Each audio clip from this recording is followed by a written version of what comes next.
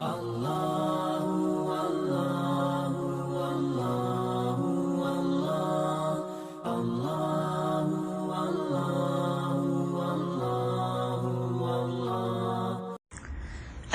अलैकुम वरहमतुल्लाहि वबरकातुह। अऊज़ु बिल्लाहि मिनश शैतानिर रजीम। बिस्मिल्लाहिर रहमानिर रहीम। रब्बि इश्रह ली सदरी वयस्सिर ली अमरी वहलुल उक़दतम मिन लिसानी यफ़क़हू क़ौली। रब्बि ज़िदनी इल्मा अल्लाहुम्मा फ़क़्हिना फ़िद्दीन। आमीन या रब्बल आलमीन। How are you all? Hope you're all doing well. May Allah subhanahu wa ta'ala keep you all in His hifz wa aman and grant lots of khair wa barakah in your lives and keep you safe from all evil and grievances. Our topic from the book Kitab Siyam for today is sighting the moon. Issues regarding sighting the moon. Before starting the book, I would like to talk about some things. When the month of Ramadan starts, how do we know about it? That is, the fasting becomes obligatory after this knowledge, and to start fasting becomes an obligation. There are three ways of finding the beginning of the month of Ramadan. The first one is by sighting of the moon of Ramadan ourselves, so it's clear the fast is obligatory now, as mentioned in Quran, Surah Baqarah 185. Bismillahir Rahmanir Rahim. فَمَنْ شَهِدَ مِنْكُمُ الشَّهْرَ فَلْيَصُمْهُ. Those whoever finds this month of Ramadan, then they should fast therein. According to hadith in Sahih Bukhari, Nabi sallallahu alayhi wasallam has said, Sumu li ru'yatihi. Fast in Ramadan after sighting the moon. That is, we have sighted the moon ourselves, and after sighting the moon, it becomes mandatory to fast the next day. The second way is for those people who are nearsighted and cannot sight the moon themselves. Will they not fast? No, there is another way to it, the way of testimony of moon being sighted. If someone has sighted the moon and testifies that he has seen the moon, then take it from him that the moon has been sighted and the month of Ramadan has been started. So we can start fasting. Any mindful, adult and reliable person's testimony is enough for this. In today's lesson, in the light of hadith, we will inshallah understand it further. Let's now look at the third way. For this, Rasulullah sallallahu alaihi wasallam has said that we have to keep count of the days. But from when? From the month of Shaban. It is for this reason that we are told to fast as much as possible in the first 15 days of Shaban and not to fast in the last 15 days of Shaban, so that we are able to prepare for Ramadan and we do not have any weakness. This shows that we have kept account. After the 29th day, if the weather is cloudy and the moon is not sighted, then 30 days of Shaban should be completed. In the same way, if the weather is cloudy and the moon is not sighted after 29 days of Ramadan, then also the 30 days of Ramadan should be completed. On the 30th day, that is after the sunset of the 29th day of Shaban, despite the weather not being overcast, the moon has not been sighted after the completion of 30 days, then the month of Ramadan will automatically start, because any Islamic month has a maximum of 30 days and not more than 30 days. So basically, the start of the month of Ramadan is by sighting the moon with our own eyes. The second way is that although we have not been able to see the moon ourselves, but someone else has sighted it and testified upon it. And the third condition, when weather forecast is cloudy and the moon has not been sighted, then we have to complete the 30 days. The 31st day would be the first day of Ramadan, where the first fast is to be observed. That means it is obligatory to fast on that day. Let's study the book to understand further rulings. Fasting should be started after sighting the moon of Ramadanul Mubarak. At the end of Shaban, if the weather forecast is cloudy, then 30 days of Shaban should be completed. Similarly, if at the end of Ramadan the weather forecast is cloudy, then 30 days of Ramadan should also be completed. According to a hadith, عن ابن عمر رضي الله عنهما قال قال رسول الله صلى الله عليه وسلم لا تصوموا حتى تروا الهلال ولا تفطروا حتى تروا فإن غم عليكم فاقدروا له متفق عليه. Hazrat Abdullah ibn Umar narrated that Prophet Muhammad sallallahu alaihi wasallam said, "Do not start or end your fasts of Ramadan without sighting the moon. If the weather is unclear, then complete the 30 days of the month." It is narrated by Bukhari and Muslim. Fasting can be started on the testimony of a Muslim.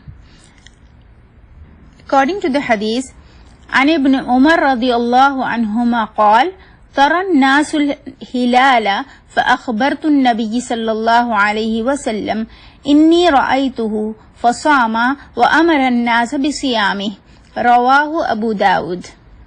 Hazrat Abdullah ibn Umar quoted that people sighted the moon, and I told Prophet Muhammad sallallahu alaihi wasallam that I had also sighted the moon.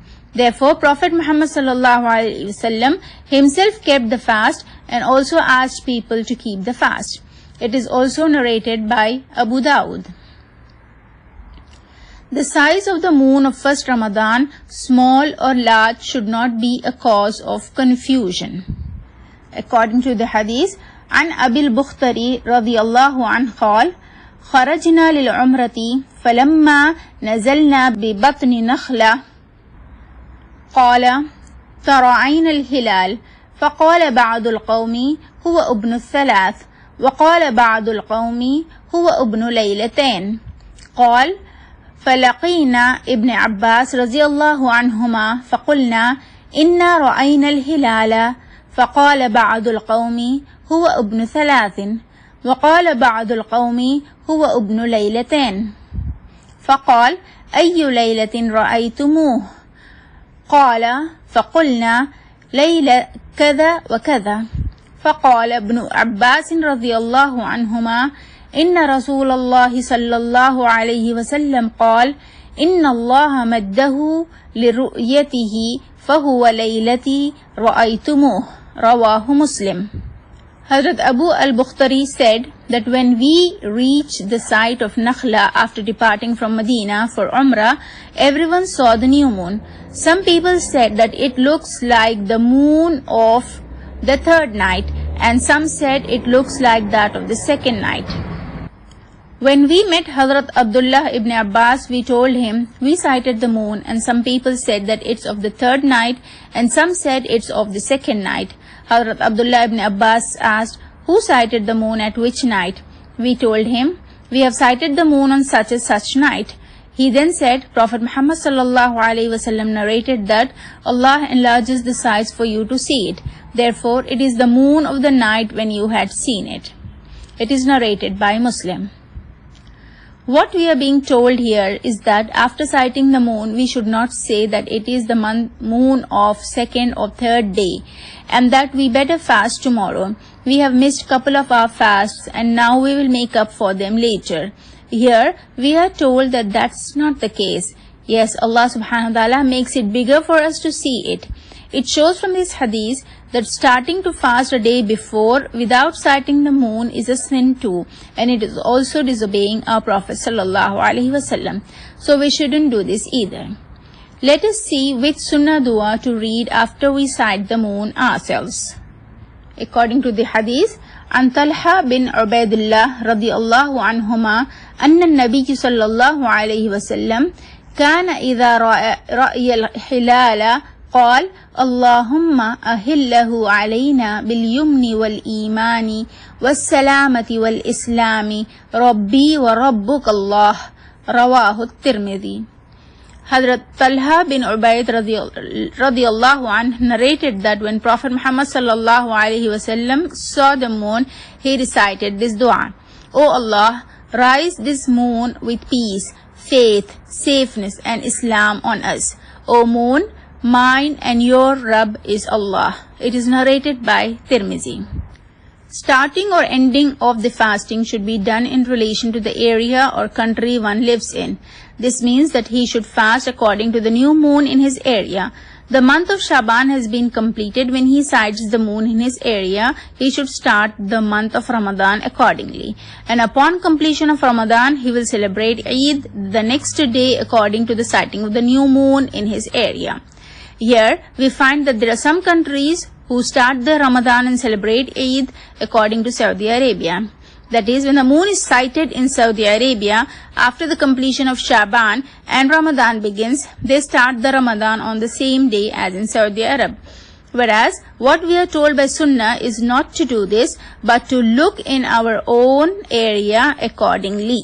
During Ramadan, traveling from one country to another, if the amount of fasts, if travelers are more than that of the month of Ramadan at the present area, then the excess amount of fast should be relinquished or should be intended as supererogatory fasts. But if the amount of fast is less, then they should be accomplished after Eid.